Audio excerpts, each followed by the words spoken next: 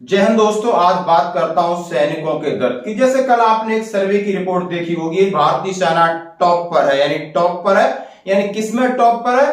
वो यानी अपने काम में टॉप पर है, उनके ऊपर भरोसा किया जाए उसके ऊपर टॉप पर है, भ्रष्टाचार बिल्कुल कम है उसके ऊपर टॉप पर है। यानी एक ऐसी संस्था है जिसके ऊपर पूरे भारत के लोग भरोसा करते हैं, क्योंकि वहां ऐसे लोग काम करते हैं जो सिर्फ तनख्वाह पे डिपेंड करते हैं और उतनी सरकारी तनख्वाह के ऊपर अपना जीवन भी बलिदान दे देते, चाहे वो अफसर है, जेसीओ है, ओआर है। मैं इस चीज की सराहना करता हूं।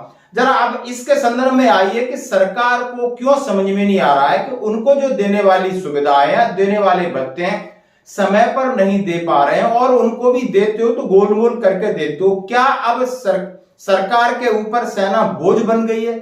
क्या सरकार सिर्फ वादे करती है, इरादे कुछ और होते हैं? ये पिछले 2-3 साल से देखने को मिला है। इसलिए आज हमारा मन किया कि इसके ऊपर जरूर वीडियो बनाएंगे और इसको बोर्ड के ऊपर समझिए हमें ये क्या क्या दे रहे हैं कागजों में और जमीन पर हमें क्या क्या मिला है, और इसका आकलन हम इस बोर्ड के जरिए करेंगे। और हमें इनसे मांग है कि ये चीजें दोगे या नहीं दोगे। दोगे तो कैसे दोगे, जरा बोर्ड पर समझते हैं। यानी आज बात करूंगा, मेरा शीर्षक है सैनिकों का दर्द दोस्तों। और सैनिकों का दर्द वो दर्द है, न इनके ऊपर संगठन है, न इनका कोई मुंह से बात निकाल सकते हैं, सिर्फ अंदर ही अंदर रो सकते हैं, और उस रोने की आवाज शायद सरकार के कान तक नहीं पहुंचती है। इसलिए यहां से बात कर रहा हूं कि सेना में जवानों के साथ वेलफेयर और सुविधा के नाम पर छलावा। बिल्कुल दोस्तों, क्या क्या चीजें कवर करूंगा। सबसे पहले करूंगा 1 रैंक 1 पेंशन, मिलिट्री सर्विस पे पेंशन, ईसीएचएस और कैंटीन। इतना ही बहुत है। ये जो अंदर रहते हैं और जो बाहर है दोनों के लिए कॉमन है, यानी जो सर्विस में है या पेंशनर है दोनों के लिए कॉमन चीज है। तो आरओपी में क्या बदला? एमएसपी समान क्यों नहीं? पेंशन 31 मार्च 2023 के बाद। ईसीएचएस में आजकल क्या हो रहा है पता है, और रिटायरीज लाइन में लग के कैंटीन में किस तरीके का फायदा उठा रहे हैं, बारी बारी से देखेंगे। सबसे पहले ओआरओपी की बात करें, 1 रैंक 1 पेंशन का हल्ला हुआ था और कुशियारी रिपोर्ट भी बहुत तरीके की आई थी, सलेकी की आई थी, लेकिन सरकार ने उसको डस्टबिन में डाल दिया। अपनी मर्जी से ऐसी रेवड़ी फेंकी, किसी को कुछ मिला किसी को नहीं मिला। कैसे मिला? किसी को रेवड़ी 2006 से पहले रिटायरी हैं उन्हें बहुत कम रेवड़ी मिली, 1-2 मिली होगी। 2006 से 2014 के पास जो फायदा हुआ है बिल्कुल दिख रहा है उनको। दोनों चीजें मिल गई, 7th पे सीपीसी मिला, पेंशन रिवीजन का फायदा मिला। और 2016 से 2022 के बाद तो बुरा हाल है किसका? जेसीओ का, नायब सूबेदार, मेजर, रॉनी, लेफ्टिनेंट कैप्टन, बहुत ही बुरा हाल है दोस्तों। अब ये बोलते हैं कि इसका एम था कि सबकी अलग अलग पेंशन है, लेंथ ऑफ सर्विस और सेम रैंक पे एक होनी चाहिए। बिल्कुल भी कहीं नजर नहीं आ रहा है। आप हजारों आंकड़े, लाखों आंकड़े ले लो और आप इस मेरी बात से सहमत हो गए कि 2006 के बाद 2016 के बाद जेसीओस का कितना बुरा हाल है ऑर्डिनरी का।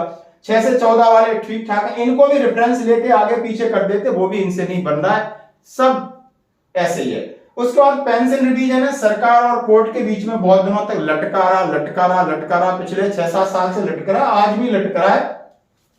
इन्होंने ये तय करके नहीं बताया कि मिनिमम फैक्टर क्या होगा और किस तरीके से आपकी पेंशन रिवीजन होगी, कब तक होगी। इस पे भी गोलमोल जवाब दिए जा रहे हैं। यानी यहां सरकार, मुझे नहीं लग रहा कि बहुत जल्दी आगे एक कदम बढ़ा के हमारे को वेलफेयर देने के लिए उसके मन में ऐसी मनसा है। दूसरी बात करते हैं मिलिट्री सर्विस पे। केस भी कोर्ट में इसका चल रहा है, दिल्ली हाई कोर्ट में। जवानों की हालत अभी देखिए, अभी आप एक वीडियो देखिए कि गर्भवती महिला अपने पति का अंतिम संस्कार कर रही है। यानी कि पूरा पूरा परिवार, एक बंदा शहीद होता है, पूरा परिवार, पूरी पीढ़ी भर शहीद होती है और वो उस दुख में दबी रहती, निकल के नहीं आती। समाज और सरकार उसकी तरफ देखना पसंद नहीं करता। और यही गर्भवती महिला कल कहीं जाएगी, चक्कर काटेगी, जो बहुत सारे अपने काम, सोशल वर्क हो, दूसरे रेवेन्यू वर्क हो, तो क्या आप दे रहे हो? क्या उन्हें मिलिट्री सर्विस पे 24 घंटे खतरे में खड़े रहते हैं, 24 घंटे में किसी भी पल उनकी जान जा सकती है। और आपने देखा होगा पिछले 2 महीने में तो इतना बुरा हाल है, कभी बस पलट रही है, कभी ये बस के ब्रेक फेल हो रहे हैं, और कितने लोगों की शहादत हो रही है, कितने लोगों की कुर्बानी हो रही है। आपको जरा सा भी इतना ये नहीं आया कि नहीं, हाँ ये असली हकदार हैं, किसी को 2 न 2 सिपाही ओआर रैंक को तो जरूर मिलनी चाहिए और ज्यादा मिलनी चाहिए। इस बात की आपको बिल्कुल समझना चाहिए दोस्तों। दूसरी बात कहता हूं, पेंशन। आपने पेंशन पॉलिसी में बदलाव किया, एक लेटर निकाल दिया 3 साल पहले कि 31 मार्च 2023 के बाद जवान पेंशन जाएंगे। इसके बीच में कितने जवानों ने अपना प्रमोशन सेक्रीफाइस किया, अपनी सीनियरिटी सेक्रीफाइस की, अपना पैसा सेक्रीफाइस किया, लेकिन आज तक उनको कोई तसल्ली वाला एक लेटर नहीं आप निकाल सके।